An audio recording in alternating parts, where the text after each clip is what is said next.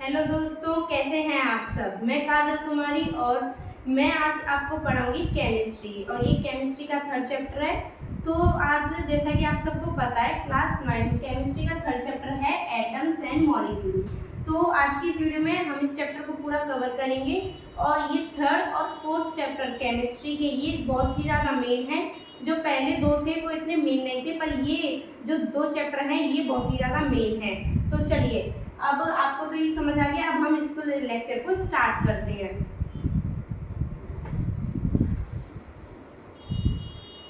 तो देखिए, अब हम आगे बढ़ते हैं। तो इसको पढ़ने से पहले हम इसके बारे में हिस्ट्री जान लेते हैं कि ये एटम, ये मॉलिक्यूल्स कहाँ से बने, कैसे बने ये।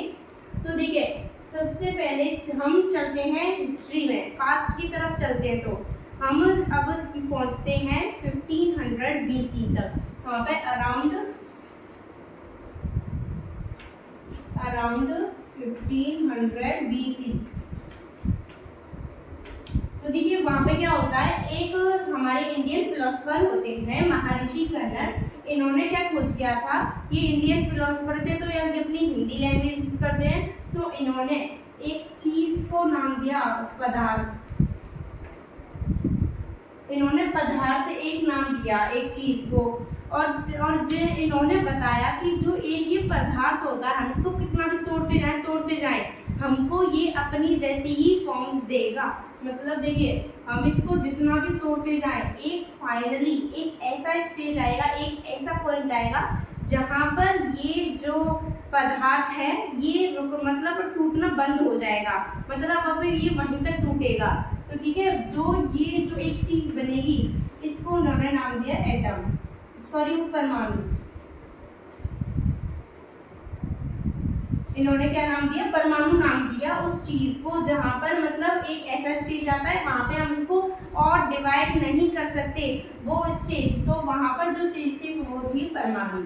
अब ठीक है, अब इनके बाद एक और आए फकुडा-कात्यायन।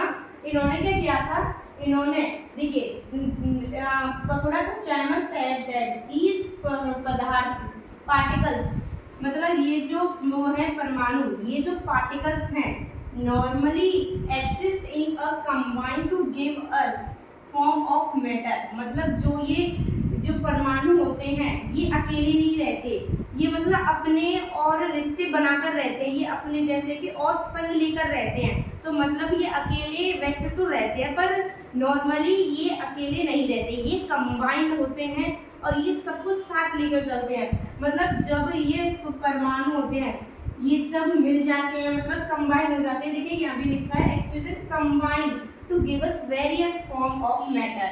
मतलब जब ये मिल जाएंगे परमाणु और ये सब मिल जाते हैं तो ये एक फॉर्म बन जाते हैं जिसको हम कहते हैं मैटर।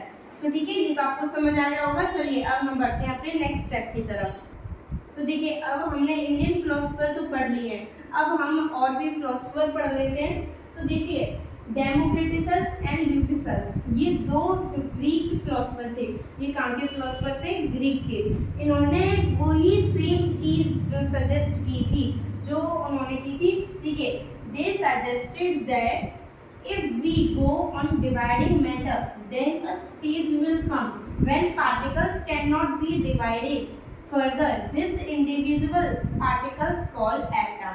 तो देखिए, इन्होंने क्या सजेस्ट किया था, इन्होंने सजेस्ट किया था कि जैसे कि पदार्थ होता है, जो मैटर होता है, अब यहाँ पे लैंग्वेज हमारी चेंज हो गई है, अब यहाँ पे हम मैटर बोलेंगे। तो देखिए, जो मैटर होता है हम उसको तोड़ते जाएं एक ऐसा स्टेज आएगा that we can not divide further. मतलब एक ऐसा स्टेज आएगा हम उस स्टेज पे हम इसको डिवाइड नहीं कर सकते। मतलब मैटर होता है जो उसके वो तोड़ने पर जो भी एक ऐसा स्टेज आएगा जिसमें हम उसको डिवाइड नहीं कर सकते उसको हम कहते हैं इंडिविजुअल।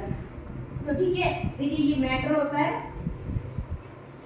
देखिए मैटर, और इसके बाद तो देखिए हम इसको डिवाइड नहीं कर सकते। जो वो पार्टिकल्स हैं इंडिविजुअल, जो वो छोटे छोटे वो पार्टिकल्स हैं उनको उन्होंने नाम दिया एटम। कि ये जो इंडिविजुअल पार्टिकल्स होंगे, जो लास्ट में ये पार्टिकल्स आएंगे जिसको हम और डिवाइड नहीं कर सकते उनको हम कहेंगे एटम। तो देखिए मैटर को जब हम तोड़ के इसका हो जाएगा एटम। तो ठीक है, ये तो आपको समझ आ गया होगा कि कैसे इनकी खोज हुई, कैसे बने। तो चलिए अब हम अपने नेक्स्ट कॉन्सेप्ट पर आते हैं। तो देखिए गैस क्या होता है, अब जो फिलोसफीज थी हमारी, जो रिटेनियर वो थे, जो वो हमारे रहे रहे, अब उन पे आगे और रिसर्च हुई और उनके आगे और भी सारे मतलब रिसर्च हुई उन पे, जो बहुत बारी जानकारी हुई। तो उनके बाद उसमें 2 लॉ और निकल कर आए, वो जो हमारी केमिकल कॉम्बिनेशन के 2 लॉज हमारे उसमें से मिले। तो देखिए एंटोनियो एल लेबोरिस ने इनको डिस्कवर किया था। देखिए, let the foundation of chemical science by making 2 important law, मतलब इन्होंने जो साइंस की ये फाउंडेशन बनाई थी इन 2 लॉज को बनाकर। देखिए पहला क्या है, laws of conservation of mass and laws of constant proportion. अब देखिए, अब हम इनको डिटेल में पढ़ेंगे कौन कौन से। देखिए, laws of conservation of mass, law of constant proportion. तो laws of conservation of mass पढ़ते हैं पहले। तो देखिए अब हम बढ़ते हैं laws of conservation of mass. तो देखिए इसकी खोज की थी लेवोजियर इन 1774 में, इनकी खोज हुई थी। और देखिए ये the laws of conservation of mass, इसके अकॉर्डिंग देखिए the mass is neither created not destroyed in a chemical reaction. जो कि मास होता है, मास वो क्या है, वो ना ही तो बनता है ना ही डिस्ट्रॉय होता है एक केमिकल रिएक्शन के दौरान, ना ही वो क्रिएट होता है ना ही वो डिस्ट्रॉय होता है। तो देखिए there is no change in mass during a chemical reaction, मतलब केमिकल रिएक्शन करते समय जो भी मास होता है वो चेंज नहीं होता। तो चलिए सबसे पहले हम समझते हैं केमिकल रिएक्शन आगे होता क्या है। तो देखिए अब हम पढ़ते हैं कि केमिकल रिएक्शन क्या होता है। केमिकल रिएक्शन, तो देखिए इसमें आगे होता क्या है, जैसे कि हम ले लेते हैं वाटर। तो देखिए वाटर इसमें क्या होता है, ये किससे बना होता है वाटर, H2O। तो ठीक है, ये H2O से बना होता है। तो देखिए इसमें क्या होता है, इसमें 2 चीजें होती हैं, एक तो हाइड्रोजन और ऑक्सीजन। इसमें 2 चीज होती हैं, हाइड्रोजन और ऑक्सीजन। तो देखिए इसमें होता है H2 और O2 जब मिलते हैं, H2 और O2 जब मिलते हैं तो ये मिलकर बनाते हैं H2O। तो देखिए मैंने क्या बोला कि जब H2 और O2 मिलते हैं तो वो H2O बनाते हैं। तो देखिए इसमें जो ये थे, मतलब इन दोनों के बीच में कुछ हुआ, मतलब इनके बीच में रिएक्शन हुए, इनके बीच में कुछ चक्कर हुआ, तब ये हमारा रिजल्ट बनकर आया। तो देखिए ये दो सब्सटेंस जिनके बीच में रिएक्शन हुआ है, हम उनको रिएक्टेंस बोलते हैं, हम उनको बोलते हैं रिएक्टेंस। और रिएक्टेंस के द्वारा जो भी एक न्यू सब्सटेंस बना है, न्यू चीज जब बनी है, उसको हम बोलते हैं प्रोडक्ट। उसको हम क्या बोलते हैं, प्रोडक्ट। तो ठीक है, देखिए जो भी 2 चीज होती हैं हम उनको जब मिक्स करते हैं, जैसे कि ये वाटर, इसमें H2 होता है और हाइड्रोजन और ऑक्सीजन। देखिए इसमें हाइड्रोजन 2 होता है H2, ऑक्सीजन O2। तो ठीक है, और ये दोनों के बीच में रिएक्शन हो रहा है, तब हमको मिलकर ये मिल रहा है। तो देखिए ये जो दोनों हुए, ये हमारे हुए रिएक्टेंट्स, अब ये हुए हमारे प्रोडक्ट। तो देखिए इसी को कहते हैं केमिकल रिएक्शन। केमिकल रिएक्शन में क्या होता है, 2 सब्सटेंस बीच में रिएक्ट करते हैं और बाद में अपना कुछ सॉल्यूशन देते हैं जिसको हम प्रोडक्ट कहते हैं। तो ठीक है, अब ये आपको समझ आ गया है। चलिए अब हम बढ़ते हैं अपने नेक्स्ट स्टेप की तरफ। तो देखिए अब हम इसमें एक एग्जाम्पल की हेल्प से समझते हैं इसमें क्या होता है। तो देखिए लेट्स सपोज कि एक बड़ा बीकर है और देखिए इसके अंदर 2 केमिकल्स रखे हैं। देखिए एक तो ये है और ये एक जो बीकर में, इस छोटे बीकर में रखा है, ये केमिकल 2 है और जो ये बाहर है ये केमिकल 1 है। और जब हमने इसका जब वेट नापा तो वो 80 kg आ रहा था। मतलब पहले जब हमने इस पूरे सब्सटेंस का अगर वेट किया तो ये 80 आ रहा था। फिर हमने क्या किया, जो ये बेकर था हमने इसको गिरा दिया, उंगली से इसको गिरा दिए ताकि ये दोनों जो सब्सटेंस हैं वो रिएक्ट कर जाएं। तो तो देखिए अगर आप किसी से भी पूछोगे तो वो क्या कहेगा कि मतलब इसमें थोड़ा अलग वेट था, इसमें थोड़ा अलग वेट था, और रिएक्ट करने के बाद इनमें कुछ ज़्यादा वेट हो जाएगा। तो देखिए जैसे कि हमने इसको गिरा दिया तो ये उतना ही रहा, इसका मास उतना ही रहेगा, पर और वेट है वो चेंज नहीं होगा, क्योंकि जो यहाँ पर चीज़ें थी वही यहाँ पर है, बस हमने क्या किया है दोनों जो सब्सटेंस थे उनको मिक्स कर दिया, तो उससे उनमें कोई भी चीज़ मतलब चेंज नहीं होगा। ठीक है, तो देखिए जो पहले था रिएक्ट, इनको हम रिएक्टेंस बोलेंगे, रिएक्टेंस बोलेंगे, क्योंकि ये दो सब्सटेंस है, इनके बीच में जब रिएक्ट हुआ जो हमारा ये प्रोडक्ट आया, इसका और इन दोनों का मास सेम होगा, इसका भी 80 kg है तो इसका भी 80 kg होगा। इनमें ऐसा नहीं है कि इसमें थोड़ा बढ़ जाएगा, ऐसा कुछ नहीं होता, दोनों में सेम रहेगा। तो देखिए अब ये आपको समझ आ गया। अब चलिए अब मैं आपको एक और एग्जांपल देती हूँ। तो देखिए अब हमने जो एग्जांपल देखा उससे हम क्या बोल सकते हैं, देखिए total mass of reactants equals to total mass of product. क्या ये सही है कि मतलब जो रिएक्टेंट्स का टोटल मास होता है, जो मास होता है टोटल रिएक्टेंट्स का, वो बराबर होता है किसके, टोटल मास ऑफ प्रोडक्ट के। एक प्रोडक्ट जो कि मैंने आपको बताया था कि मतलब जो दो रिएक्टेंट्स होते हैं उनके जब बीच में रिएक्शन होता है तो उसके बाद वो उसका जो मास होता है वो उतना ही रहता है, वो चेंज नहीं होता है। चलिए ये तो आपको समझ आ गया। अब हम आपको बताएंगे laws of constant of proportion. तो देखिए अब हम आते हैं लॉज ऑफ कांस्टेंट प्रोपोर्शन। तो देखिए इसमें क्या होता है, देखिए गिवन बाय प्राउस्ट इन 1779, ये प्राउस्ट ने बनाया था 1779 में। देखिए मैनी कंपाउंड हैव टू और मोर element have same element in same proportion and always present in definite proportion by mass। तो देखिए अब हम समझते हैं ये क्या होता है। तो देखिए जैसा कि एक जो होता है, देखिए इसमें यहाँ पर लिखा है टू और मोर एलिमेंट, मतलब हम सबसे पहले लेते हैं वाटर। तो देखिए वाटर, अब चाहे हम वाटर कहीं से भी ले, समुद्र में से ले, तालाब में से ले, अपने घर का ले या बिस्लरी से ले, तो जहाँ पे वाटर होगा उसमें क्या होगा, इसमें हमको H2O ही मिलेगा। ऐसा तो है नहीं कि हम कहीं और से लें तो उसमें कुछ अलग सब्सटेंस आएंगे, हम कहीं से भी वाटर लें पर हमको उसमें क्या मिलेगा, H2O ही मिलेगा, हमको उसमें यही मिलेगा। तो इसी से तो वाटर बनता है, तो हमको ये मिलेगा। देखिए यहाँ पर भी लिख रहा है कंपाउंड हैव टू और मोर एलिमेंट एंड सेम एलिमेंट, मतलब सेम एलिमेंट होंगे, कहीं से भी पानी लेने पर H2O के एलिमेंट ही होंगे उसमें इन सेम प्रोपोर्शन। जैसे कि मैंने आपको बताया था ये होता है हाइड्रोजन एंड ऑक्सीजन।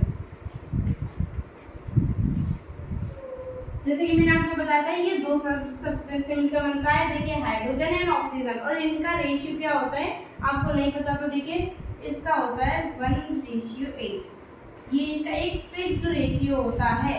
तो देखिए यहाँ पे लिख रहा है एंड ऑलवेज प्रेजेंटेड डेफिनेट वो प्रोपोर्शन बाय मास। तो देखिए यहाँ पर ये लिख रहा है कि एक डेफिनेट प्रोपोर्शन होता है इनका, यही आता है, ये इसी लॉ ऑफ कांस्टेंट प्रोपोर्शन में यही होता है, क्योंकि इसमें एक डेफिनेट प्रोपोर्शन दिया गया होता है। और बाय मास, अब ये यहाँ पे बाय मास क्यों आया, चलिए अब हम इसको समझते हैं। तो देखिए अब हम समझते हैं कि जैसे यहाँ पे 1:8 बाय मास क्यों होता है। तो देखिए वाटर होता है, ये दो चीज़ों से मिलकर बना होता है, हाइड्रोजन एंड ऑक्सीजन।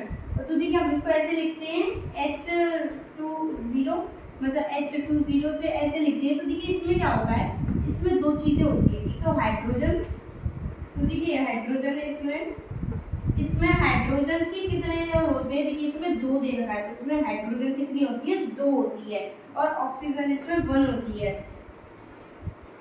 तो देखिए यहाँ पर देखिए हाइड्रोजन इसमें 2 होती है, ऑक्सीजन इसमें 1 होती है। तो देखिए जब हम इसमें एक हाइड्रोजन के एटम का जो मास होता है वो कितना होता है, 1 AMU आप आगे समझ जाएंगे, यहाँ पर या AU कुछ भी लिख सकते हैं। देखिए एक हाइड्रोजन के एटम का मास कितना होता है, 1, और देखिए एक ऑक्सीजन के एटम का मास कितना होता है, 16 AMU। तो ठीक है, देखिए एक हाइड्रोजन के का मास कितना होता है 1 और ऑक्सीजन के एक एटम का मास कितना होता है 16। तो देखिए जैसे कि मैंने यहाँ पे लिखा है अब, तो देखिए यहाँ पे कितनी होती है, इस हाइड्रोजन यहाँ पे 2 होती है और ऑक्सीजन 1 होती है। तो देखिए हाइड्रोजन 2 होती है तो इसमें सिंपल मैथ है, यहाँ 1 और 1 कितने हो जाएंगे 2 रेशियो। और देखिए 1 ऑक्सीजन है तो ऑक्सीजन ऐसे, और देखिए ये 2 एग्जैक्ट, तो देखिए 1 रेशियो, ये आ गया इसका आंसर। इसमें सिंपल मैथ है, कैसे भी कर सकते हैं आपको मैथ। तो देखिए अब ये आ गया, तब हम लिखते हैं इसको 1:8 बाय मास। तो ये अब तो समझ आ गया होगा। चलिए हम नेक्स्ट बढ़ते हैं अपना। तो देखिए अब हम इसको एक और एग्जाम्पल के हेल्प से समझते हैं। देखिए हमने यहाँ पे ले लिया CO2। तो देखिए इसके अंदर क्या क्या होते हैं,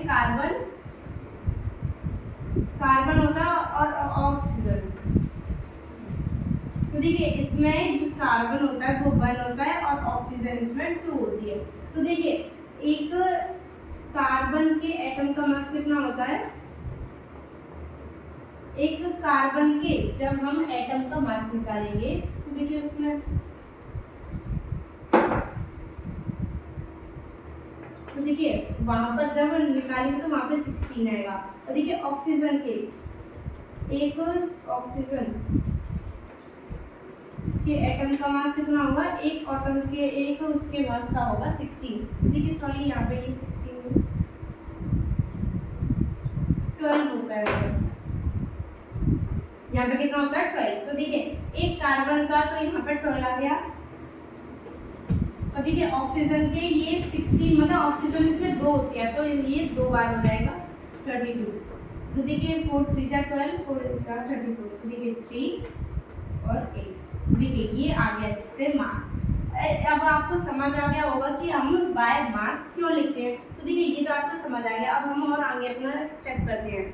तो देखिए अब हम आते हैं अपनी डेल्टन एटॉमिक थ्योरी। तो देखिए अब क्या होता है, जितने भी सारे हमारे इंडियन फिलोसोफर थे उनने जितनी भी सारे खोज की, उनसे काम चल रहा था हमारा। अब आगे जब भी वो खोज हुई तो देखिए उनमें जो डेल्टन थे, जो एटॉमिक थ्योरी ने जो बनाई थी, उसने सारे वर्ल्ड को रेवोल्यूशनाइज कर दिया था। मतलब देखिए यहाँ पे भी लिखा है one of the foundation of modern chemistry, मतलब मॉडर्न केमिस्ट्री इन्हीं की वजह से आई थी। इन्होंने जितने भी मतलब थे, जितने भी पहले थे उन्होंने खोज की थी, उसने इन सब ने उनको क्या किया, समराइज कर दिया। इन्होंने सबको समराइज करके और जितनी भी मतलब उसमें सारी गलतियां थी उनको सही करके उन्होंने अपनी एक थ्योरी बनाई। तो देखिए उसमें क्या है, In 1888, Dalton his atomic theory to explain the properties of matter, मतलब जो मैटर की प्रॉपर्टीज होती हैं उन्होंने उसमें एक्सप्लेन किया वो सारी। Dalton atomic theory of the matter became one of the foundation of modern chemistry. तो ठीक है, जो मॉडर्न केमिस्ट्री की फाउंडेशन थी ये डेल्टन एटॉमिक थ्योरी। हाँ ये बाद में इनके सारे पोस्टराइज वो गलत निकले थे, पर उनमें उनकी कोई गलती नहीं थी। क्यों गलती नहीं थी, क्योंकि देखिए जहाँ पर जब इन्होंने ये खोज की थी तो जितने भी सारे इंस्ट्रूमेंट थे जब तक के लिए, जितनी भी सारी थी, उन सारी चीज़ें थी, उन्होंने उनको यूज़ करके ये सारी चीज़ें डिस्कवर की। और अब तो बहुत हाई लेवल पे सारी चीज़ें इंस्ट्रूमेंट आ गए हैं, तो इसलिए उनकी गलती थी, क्योंकि इनके पास जो पहले सामान था उन्हीं से बनाई थी। तो देखिए ये तो अब आपको समझ आ गया होगा। तो गाइस यहाँ पे ये वीडियो यहीं पर एंड होती है। इसका मैं पार्ट 2 बना दिया, उसको जाकर देख सकते हैं। And thank you for watching this video. Subscribe करना ना भूलें और वीडियो को लाइक ज़रूर कर दें। Thank you.